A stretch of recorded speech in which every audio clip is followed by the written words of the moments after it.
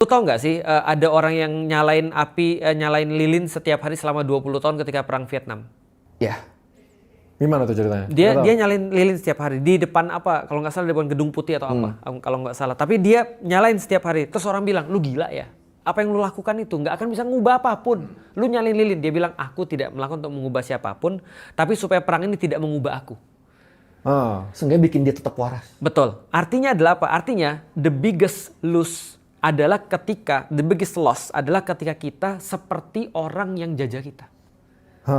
Jadi kita bertindak sama. Lu tahu kan, setan ketika diputuskan oleh Allah, kamu bakal masuk neraka. Setan bilang apa? Aku gak mau sendirian. Maka dia berusaha buat manusia sama kayak dia. Supaya bisa ngerendahin orang lain. Merasa sombong. Karena dia gak mau masuk sendirian. Artinya kalau kita lihat ada orang-orang yang nyebelin, please jadiin orang bajingan tuh guru terbaik. Nah, tapi argumentasi yang selalu dipakai buat counter ya. Kalau nggak kayak gini, nggak ada efek jerahnya. Betul. Nggak ada urgensinya. Betul. Maka bakal ngerasa makin sewenang-wenang gitu. Jadi kan analoginya apa ya?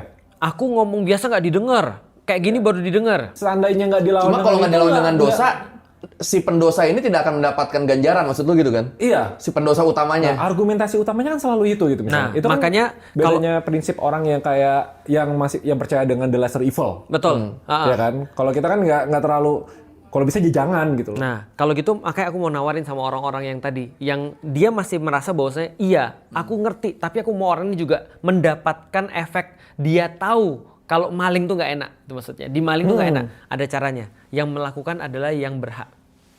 Jadi bukan berarti rumah itu nggak bisa dijarah, bukan berarti harta itu nggak bisa disita, bukan berarti bahwasanya mereka nggak bisa dimiskinkan, tapi siapa yang melakukan. Itu aku bilang tuh. Perampasan aset itu. Itu dia. Jadi kalau itu yang melakukan Siap, adalah Bu. Jadi kalau itu yang melakukan adalah negara, aku akan tertawa paling pertama. Wah. Karena harusnya begitu kan. Iya benar, harusnya gitu. Tapi aku balik lagi, terus terang aku pesimis. Kenapa? Iya. Karena orang yang harusnya mengesahkan RUU itu, atau orang yang harusnya mengesahkan pembuktian terbalik ataupun perampasan aset itu adalah orang yang justru bermasalah. Iya, itu dia. Iya. Nah di titik itu yang lu tanyain tadi aku bilang jenius.